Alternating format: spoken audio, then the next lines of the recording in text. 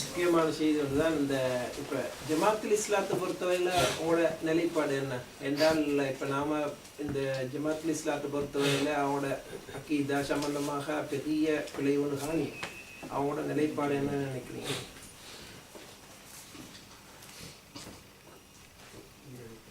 அதாவது பொதுவாக நம்ம கேள்வி கேட்கும்போது ஒரு அமைப்பு சொல்லி அந்த அமைப்பு சம்பந்தமான நிலைப்பாடு என்னன்னு கேள்வி கேட்கறது நம்ம தவிர்க்கிறது நல்லது.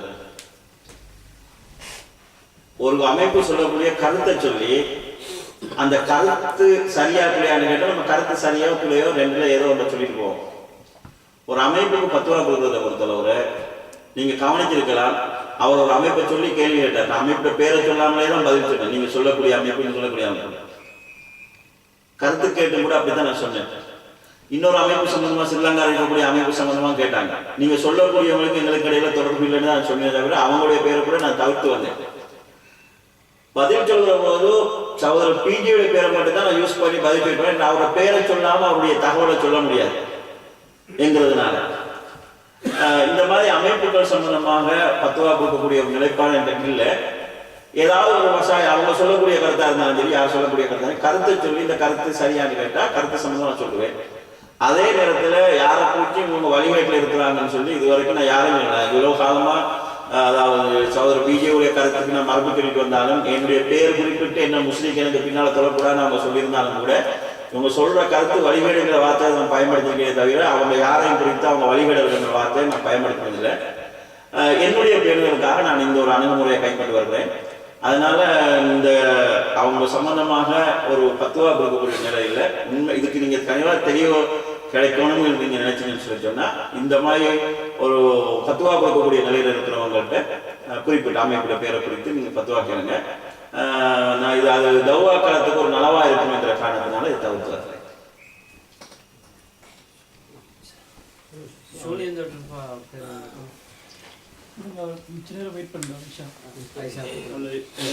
அஜி சம்பந்தம் விஷயம் ஒன்று கேட்கணும். அந்த அஜிக்கு அனுப்புறதுக்கு சீட்டு ஒன்று பிடிச்சி அஜிக்கு அனுப்பலாமா? சீட்டு காசால சீட்டு யார் பிடிக்கிறாங்க? நான் பிடிக்கிறேன். அதாவது அந்த காசு ஹஜ்ஜி செய்யறதுக்காக சீட்டு பிடிக்கிறோம். அந்த சீட்டு சல்லி எடுத்து ஹஜ்ஜி செய்யற நோக்கத்திலே நம்ம சீட்டு பிடிக்கிறோம். இப்படி நம்ம ஹஜ்ஜி செய்யலாமா என்ற அடிப்படையில் சகோதரர் இந்த கேள்வி கேட்கிறாரு. இதுக்கு நம்ம நேரடியாக தடை என்று சொல்றதுக்கான எந்த வழியும் இல்லை. ஹஜ்ஜி செய்யறதுக்காக ஒருவர் ஆசைப்படுறாரு, ஒரு நன்மையை சேர்ந்து ஆசைப்படுறாரு என்ற அடிப்படையில் நம்ம சொல்லலாம். ஆனால் இது தன்னையும் தன்னை சார்ந்தவர்களையும் அழிச்சு கொள்வதாகவோ தன்னையும் தன்னை சார்ந்தவர்களையும் பாதிப்புக்குள்ளாக்குவதாகவோ அமைந்து விடக்கூடாது என்ற விஷயத்துல நம்ம கவனம் செலுத்தணும். ஏன்னா ஒரு ஹஜ்ஜி செய்ய எப்ப கடமையாகுதுன்னு சொன்னால் அவருக்கு ஹஜ்ஜி செய்யக்கூடிய அளவுக்கு பொருளாதாரமும் உடல் வளமும் இருக்கும்போது தான் அவருக்கு கடமையாகுது. ஹஜ்ஜி செய்யற அளவுக்கு பொருளாதாரம் இல்லைன்னு சொல்லி சொன்னா அவர் தன்னை வருத்தி கட்டாயம் செஞ்சு கொள்ள வேண்டும் என்ற அவசியம் இல்லை. இப்ப சில பேர் இருப்பாங்க, அவங்க வசதியா தான் இருப்பாங்க, ஆனா ஒரே அடியா 5 லட்சம் 6 லட்சத்தை கையில திரட்டி கொள்ளையிடாது, கையில காசு வந்தா செலவாகிறது என்கிற நிலையில இருக்கிறாங்கன்னு சொல்லி சொன்னா அவங்க ஒரு தொகையை திரட்டி கொள்வதற்காக அவங்க ஒரு அணுகுமுறையை கை கொள்றாங்கன்னு சொன்னா பிரச்சனை இல்லை. ஆனால் உதாரணமாக நான் சீட்டு பிடிக்கிறேன், முதலாம் சீட்டு எனக்கு வந்துடுது, நான் ஹஜ்ஜிக்கு எடுத்துட்டு போயிட்டு வந்துடுறேன், வந்து அடுத்த மாசம் நான் மௌத்தா போயிருப்பேன். என்னை பொண்டாட்டி பிள்ளைகள் அந்த கட்டிக்கொள்ள முடியாத அளவுக்கு பொருளாதார நெருக்கடியில் இருப்பாங்கன்னு சொன்னால் அந்த மாதிரி ஒரு சிச்சுவேஷன் இருக்குன்னா நம்ம அதை தவிர்க்கிறது நல்லது. ஏன்னா நம்ம ஹஜ்ஜின் பெயரால் நம்மளோட மௌத்துக்கு பிறகு எங்களுடைய மனைவி மக்களை கஷ்டத்துல போறதாக அமையமாக இருந்தாங்க. அப்படி இல்லை, ஏதோ ஒரு வகையில அவங்களுக்கு அதை அடைக்கக்கூடிய அளவுக்கான ஒரு பொருளாதாரம் இருக்குது, ஏதோ ஒரு இதில் அடைச்சிக்குவாங்க எங்களோட நிலை இருக்குன்னு சொல்லி சொன்னா நம்ம இதை எப்படி செய்யலாம். நபி ஸல்லல்லாஹு அலைஹி வஸல்லம் காலத்துல ஸஅத் பின் அபீ வக்காஸ் ரலியல்லாஹு அன்ஹு அவர்கள் தன்னுடைய முழு சொத்தையும் அல்லாஹ்வுக்காக தர்மம் செய்ய விரும்பினாங்க. ரசூல் ஸல்லல்லாஹு அலைஹி வஸல்லம் வேணான்னு சொன்னாங்க. அப்ப நான் அரவாச தர்மம் செய்யறேன்னு சொன்னாங்க, அதையும் ரசூல் ஸல்லல்லாஹு அலைஹி வஸல்லம் வேணான்னு சொன்னாங்க. 3 1 நான் தர்மம் செய்யறேன்னு சொன்னாங்க. 3 லட்சம் இருக்குன்னா 1 லட்சத்தை நான் தர்மம் செய்யறேன்னு சொன்னாங்க. அப்ப ரசூல் ஸல்லல்லாஹு அலைஹி வஸல்லம் சொன்னாங்க அதுவே கூடத்தான், ஆனா பரவாயில்லைன்னு சொல்லிட்டு சொன்னாங்க, உனது பிள்ளை குட்டிகளை அடுத்தவங்கள்ட்ட கையேந்திர நிலையில விட்டுட்டு போறதை விட அவங்கள பொருளாதாரத்துல வளமான நிலையில விட்டு போறது உனக்கு நல்லது என்று ரசூல் ஸல்லல்லாஹு அலைஹி வஸல்லம் சொல்லியிருக்காங்க. எனவே நம்ம அதாவது டோட்டலா நமக்கு ஒரேடியா பணக்காரனா இருப்பாங்க, கையில காசு இருக்காது, ரோலாய் நிலை இருக்கு. அப்படி ஒரு நிலை இருக்குன்னு சொல்லி சொன்னா ஏதோ ஒரு வகையில சேர்த்து சீட்டு பிடிச்சா நமக்கு இதாக்கலாம், பிறகு வரல கட்டிக்கொள்ளலாம், இப்போ நமக்கு செஞ்சு கொடுத்து வசதியாக இருக்குன்னு சொல்லி சொன்னால் நம்ம செய்கிறதுல பிழை இல்லை. அதை அவங்கள தீர்மானிக்கணும். நம்ம ஏதாவது நமக்கு ஒன்றா நடந்துச்சுன்னா, அப்படி இல்லைன்னு சொல்லிச்சுன்னா சீட்டு போடுறவங்களே நம்மளுக்கு ஒரு முடிவு செஞ்சு வரலாம். நம்ம எல்லாரும் சீட்டு போட்டு அவர் கிடைக்கிறவங்க ஹஜ்ஜிக்கு போவோம். தப்பி தவறி ஒரு ஆள் சீட்டு எடுத்து ஒரு மூத்தா போய்த்தாருன்னா மற்ற தொகை அது கடன் ஆகிடும்.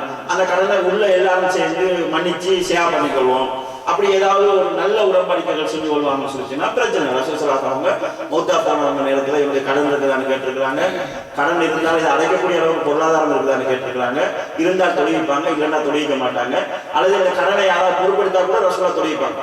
இப்போ உதாரணமா 20 பேர் சேர்ந்து நம்ம முடிவு செய்யறோம், ஒவ்வொரு வருஷமும் ஒரு ஆள் ஹஜ்ஜிக்கு போறதுக்காக இந்த சேமிப்பு என்ன செய்யறோம். ஒரு ஆளுக்கு முதலாவது போய்த்தாரு, அவர் மூத்தா போய்த்தாருன்னா மிச்சத்தை அவங்க கடனா போயிட்டு அவன் மீதி உள்ள 10 பேர் நம்ம முடிவு செய்யணும். நம்மளோட ஒரு ஆள் தான் மூத்தா போயிட்டு இருக்கிறாரு, நம்ம அவர் தர வேண்டிய தொகையை நம்ம எல்லாரும் ஹலாலாக்கிடுவோம், மீதி உள்ளது நம்ம போட்டு செஞ்சுக்குவோம். அப்படி ஒரு செய்யக்கூடிய அளவுக்கு ஒரு சுமூகமான இது செய்யறோம்னு சொல்லிச்சுன்னா அந்த மாதிரி செய்யலாம். பயம் இல்லாம நம்ம செய்யலாம். நம்ம செய்யற சூழலை பொறுத்து அவருடைய பொருளாதார குடும்ப சூழலை வச்சு இதை செய்யறதுக்கான அனுமதி இருக்கு.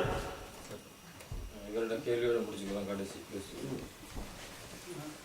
இந்த சூனியம் சம்பந்தமாக சூனியம் இந்த பிஜே சொல்வதுன்றதுக்கும் நாங்கள் விளங்கிக்கிறதுக்கும் வித்தியாசம்.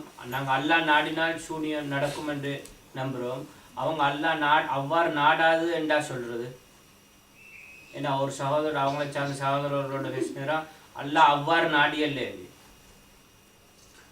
அவ்வாறு நாடத்துக்கு இயலாதவனா அல்லாஹ் அவங்க சொல்ற வார்த்தையில இல்லை. அதாவது சுனியம் சம்பந்தமாக பேசக்கூடிய அந்த வசனத்திலே அல்லாஹ் தஆலா தெளிவாக சொல்றான், வமாஹும் பிதாரீன பிஹி மின் அஹதின் இல்லா பிஇذனில்லாஹ். அல்லாஹ்வுடைய நாட்டம் இல்லாமல் அவர்களால் அதன் மூலமாக சுனியத்தின் மூலமாக யாருக்கும் எந்த தீங்கும் செய்ய முடியாது என்று அல்லாஹ் தஆலா சொல்றாங்க. அல்லாஹ்வுடைய நாட்டம் இருந்தால் பாதிப்பு வரும் என்பதை தான் இந்த வசனம் சொல்லுது. இது மூமின்களுக்கு ஒரு ஆறுதல் சொல்லுது. நீங்க பயந்து இருக்க வேண்டியது அல்லாஹ் நான் தான் படிக்கிறது.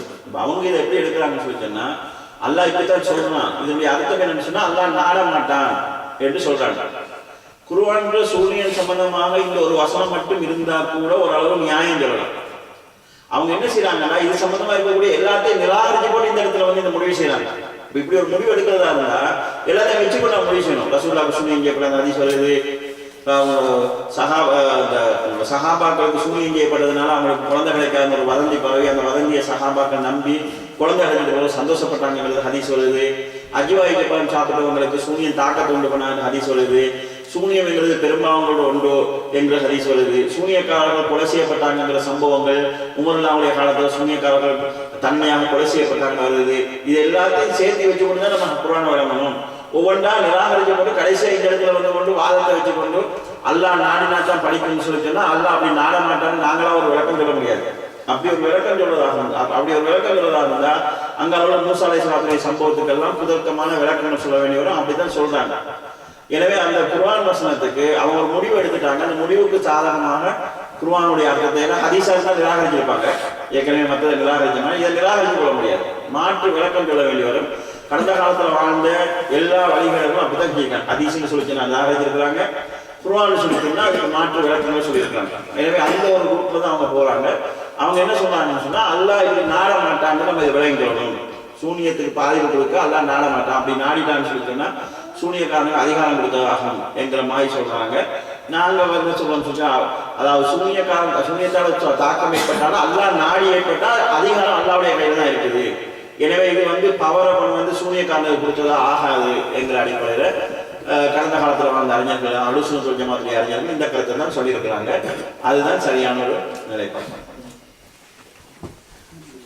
நீங்க ஓகே ஒரு கேள்வி கேட்டீங்க கடைசியா என்னோட கேள்வி என்னன்னு சொல்லிட்டு நான் வந்து இப்போ டிஎன்டிஜே உலமாக்கு அவங்க சொல்கிறவங்க வந்து அவங்களோட மேலே தவறு இல்லை.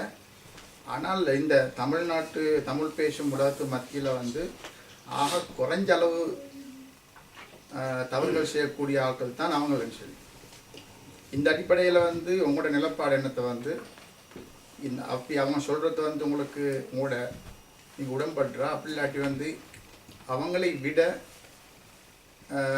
குறைய அந்த குற்றங்கள் நீக்கிறவங்களை வந்து உங்களுக்கு யாராவது தெரியுமா? அதாவது இந்த அவங்க அதிகமாக தவறு செய்கிறாங்களா மற்றவங்க அதிகமாக தவறு செய்கிறாங்களான்னு சொல்லி சொன்னால் நம்ம தனிப்பட்ட விஷயத்தை பேச வேண்டியது. தனிப்பட்ட விஷயத்தை பொறுத்தளவில் நாங்களே என்ன சொல்லணும்னு சொல்லி சொன்னால் லா துசக்கு அம்புசக்கு, உங்களை நீங்களே பரிசுத்தப்படுத்திக் கொள்ளாதுன்னு அல்லாஹ் தாலா சொல்கிறான். எனவே நாங்கள் அவங்களோட மேலானவங்க எங்களோட நிலைப்பாடு நம்ம சொல்ல வேண்டாம். அல்லாஹ் தாலா அறிஞ்சவர். மார்க்கத்தை சொல்கிற விஷயத்தை எடுத்துக்கொண்டோம்னு சொல்லி சொன்னால் அதில் மார்க்கத்தை சொல்கிற விஷயத்தில் ஏராளமான தவறுகள், அதாவது தௌஹீத் வட்டாரத்தில் அந்த சைட்ல இருந்து வந்து கொண்டிருக்குது. குர்ஆன் ஹதீஸில் முரணான பல விஷயங்கள் சொல்லப்பட்டிருக்குது, சுட்டி காட்டப்பட்டிருக்குது. இதுவரைக்கும் அதுக்கு எந்த ரிப்ளையும் பண்ணப்படல. உதாரணமாக ஆதம் அலைஹிஸ்ஸலாம் அவங்களுக்கு சுஜூது செய்யுமாறு அல்லாஹ் மலக்குகளுக்கு சொன்னான். மலக்குகள் சுஜூது செஞ்சாங்க. அந்த அதாவது அது இல்லை, ஆதம் அலைஹிஸ்ஸலாத்தை படைக்க போறதாக அல்லாஹ் தஆலா சொன்ன நேரத்தில் மலக்குகள் அல்லாஹ்வுக்கு ஆட்சேபனை தெரிவித்தாங்க. அல்லாஹ்வுக்கு எதிராக மனிதனை பற்றி கேள்விகள் அடுக்கி கொண்டு போனாங்க. ஏன் அந்த நேரத்தில் அப்படி ஆட்சேபனை செய்தார்கள் சொல்லி சொன்னா, அப்போது ஷைத்தான் அவர்களோடு இருந்தான். ஷைத்தான் அவர்களை தூண்டி இருக்கக்கூடும், மலக்குகளை ஷைத்தான் தூண்டி இருக்கக்கூடும் அவர் எழுதியிருந்தார். இது பற்றி நான் ஒரு 7-8 வருஷத்துக்கு முன்னாலே எழுதியிருக்கேன். மலக்குகள் என்கிறவங்க அல்லாஹ் என்ன சொல்றானோ அதான் செய்வாங்க. ஷைத்தானுடைய தூண்டுதலுக்கு எல்லா மலக்களும் உடன்பட்டு அல்லாஹ்வுக்கு ஆட்சேபனை தெரிவித்தாங்கன்னு சொன்னா இது அக்கீதாவுக்கு முரணானதுன்னு சொல்லி மார்க்கத்தில் பேருந்தா உள்ளவங்களா இருந்திருந்தால் இதுக்கு ஒரு பதில் சொல்லியிருக்கணும், அல்லது நம்ம சொன்னது தவறு என்கிறத சொல்லியிருக்கணும். அந்த ரெண்டும் வரல. அண்மை காலமாக சொல்றதாக இருந்தால் அம்ர் இப்னு ஆஸ் ரலியல்லாஹு ஒரு சம்பவத்தில் அபூ மூஸா அல்-அஸ்அரி அவங்களை ஏமாத்தினாங்க, அவங்க ஒரு கிரிமினல் என்று சகோதரர் பிஜே பேசியிருந்தாங்க. ஒரு கிரிமினல்னு சொல்லாமல் வேற எப்படி சொல்றது என்கிற அடிப்படையில் அவங்களுடைய தாயிகள் பேசியிருந்தாங்க. எல்லாருமே அந்த சம்பவத்தை வச்சு திரும்ப திரும்ப கிரிமினல் என்கிற செய்தி சொல்லப்படுச்சு. அதுக்கு சம்பந்தமாக எதிர்ப்புகள் வந்துச்சு, எதிர்ப்புகளுக்கு மறுப்பெல்லாம் சொல்லப்படுச்சு. அந்த சம்பவமே பொய்யான சம்பவம், அப்படி ஒரு நிகழ்ச்சி நடக்கலை என்று நான் உண்மையத்தில் எழுதியிருந்தேன். இஸ்லாம் கல்வியில் வந்துச்சு, இஸ்லாம் பாதையில் வந்துச்சு, இந்த மாதிரி அவங்க சைடுக்கு போகக்கூடிய ஊடகங்கள் வாயிலாக வந்துச்சு, ஃபேஸ்புக்கில் வந்துச்சு. இதுவரைக்கும் அந்த சம்பவத்தை நாங்கள் நம்புறோம் சார், நீங்க சொன்னது அந்த சம்பவம் பொய்ங்கிறது உண்மை, நம்ம சொன்னது பிறன்னு சொல்லவும் இல்லை, இல்லை நீங்க சொன்னது பொய் நாங்க சொன்னது சரி என்று அதுக்கு மாற்று விளக்கம் ஒன்று அவங்க சொல்லப்படவும் இல்லை. குர்ஆன்ல அல்லாஹ் தஆலா மூஸா அலைஹிஸ்ஸலாம் அந்த சூனியக்காரர்கள் கயிறுகளையும் தடிகளையும் போட்டாங்க என்று அல்லாஹ் தஆலா சொல்லியிருக்கிறான். அந்த வசனத்துக்கு அர்த்தம் செய்யும்போது அவர்கள் தனது வித்தைகளை போட்டது போதோ என்று அர்த்தம் மொழிபெயர்ப்பு செய்யப்படுங்க. பிரக்கெட்டில் வித்தை என்ன அங்கே போட முடியாது, வித்தைகள் அவர்கள் குர்ஆன் அல்லாஹ் தஆலா ஹிபாலும் வைஷையும் அவர்களுடைய தடிகள் அவர்களுடைய கைகள் என்று சொல்கிறான். அப்படி வந்திருக்கும் போது இப்படி மொழிபெயர்ப்பு பிள்ளை என்று சொல்லி நான் 7-8 வருஷத்துக்கு முன்னாலே எழுதினேன். அதுக்கு சரியான ஒரு விளக்கம் சொல்லப்படவில்லை. இப்ராஹிம் அலைஹிஸ்ஸலாம் அவர்கள் 3 பொய் சொன்னார்கள் என்கிற ஹதீஸ் குர்ஆனுக்கு முரணானதுன்னு சொல்லி அவங்களுடைய சகோதரர் அப்பாஸ் அலி பேசியிருந்தாரு.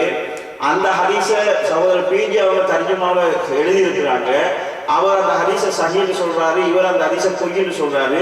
இந்த ஹதீஸ் சரியா பொய்யா, பிஜி சொல்றது சரியா அப்பாஸ் அலி சொல்றதா சரியான்னு சொல்லி நான் கேட்டிருந்தேன். அது அவங்க தரப்புக்கும் போயிருக்குது, இஸ்லாம் கல்வியில் வந்திருக்குது, டிஎம்சியில் வந்திருக்குது. இவ்வளவு வந்து அது சம்பந்தமாக அவங்க ரிப்ளை பண்ணல. இப்படி பல்வேறுபட்ட விஷயங்கள் அவங்க தரப்புல மார்க்க ரீதியான விஷயங்கள் போய் அவங்க அதுக்கு சரியான ஒரு ரிப்ளை வந்து சரியான ரிப்ளை சம்பந்தமாக பேசவே இல்லை. இது எதை காட்டுதுன்னு சொல்லி சொன்னா, ஏதாவது பலகீனமா பேசுகிற ஒரு விஷயம் வேண்டா அதை பிச்சு உதறி நெட்ல போட்டு இதுல போட்டு செய்வாங்க. முட்டி கொள்ற மாதிரி வந்துச்சுன்னு சொல்லி சொன்னா அதை அப்படியே அமுக்கி பேசினதுல மக்களுக்கு தெரியும், பேசாம விட்டா பிரச்சனை இல்லாம போயிடுற மாதிரி போறாங்க போது மார்க்க ரீதியாக அதை சொல்ற விஷயத்துல ஒரு சுத்தமான நிலையில அவங்க இல்லைங்கிறது வந்து. இதே போல சகோதரர் பிடி அவங்க ஆரம்பத்தில் சூன்யம்ங்கிற பேர்ல தனியான புத்தகம் எழுதினாங்க. இஸ்லாத்தின் பில்லி சூன்யம்ங்கிற பேர்ல அதுல சூன்யம் இருக்குது, ரசூலோட சூன்யம் ஏற்படுத்தி ரசூலோட நபுவத்தை பாதிப்பை ஏற்படுத்தலன்னு எழுதினாங்க. திரும்ப இன்னொரு புத்தகம் எழுதுறாங்க, இஸ்லாத்தின் பில்லி சூன்யம் அதே தலைப்புல அதுல சூன்யம் இருக்குது நம்புறா முஸ்லிம்னு எழுதுறாங்க. அவர் ரெண்டுமே ஒரே ஆசிரியர் எழுதுறாரு, ஒரே தலைப்பு, ரெண்டு கருத்து. ஆனா குறைஞ்சபட்சம் 300 சரி. ஏற்கனவே நான் இப்படி ஒரு கருத்து சொல்லியிருந்தேன், அந்த கருத்து தவறு என்று நான் கண்டேன், எனவே அதை சம்பந்தமான இது மாற்று முடிவை நம்ம சொல்றோம் சொல்லி ஒரு விளக்கம் போடாமலேயே நம்ம ஏற்கனவே இப்படி சொல்லாத மாதிரியே மூடி மறைச்சே கொண்டு போறாங்க. இதெல்லாம் அந்த மார்க்கத்தை சொல்ற விஷயத்துல அவங்க அவங்க சொல்ற அளவுக்கு பேணுதலான நிலையில இல்லை என்றதை எடுத்துக்காட்டுது. தனிப்பட்ட விஷயத்தை பொறுத்தளவுல வேணும்னா நான் தெளிவாக சொன்னேன், சில வேளை பிஜி என்னை விட அல்லாஹ்வுக்கு விருப்பமானவா இருக்கலாம், என்னை விட பரிசுத்தமாக இருக்கலாம், என்னை விட தக்குவா உள்ளவராக இருக்கலாம், என்னை விட இக்லாஸ் உள்ளவராக இருக்கலாம். அது அல்லாஹ்வுடைய கையில் இருக்குது. யார் அதை பொறுத்தளவு லா துஸக்கு அன்ஃபுஸக்கும், உங்களை நீங்களே பரிசுத்தப்படுத்திக் கொள்ளாங்க அல்லாஹ் சொல்லியிருக்கிறான். அல்லாஹ் தஆலாவிடத்தில் யார் சிறந்தவரோ அல்லாஹ் தஆலா அவங்களுக்கு கூடிய அந்த நேரத்தை நம்ம சொல்லலாம்.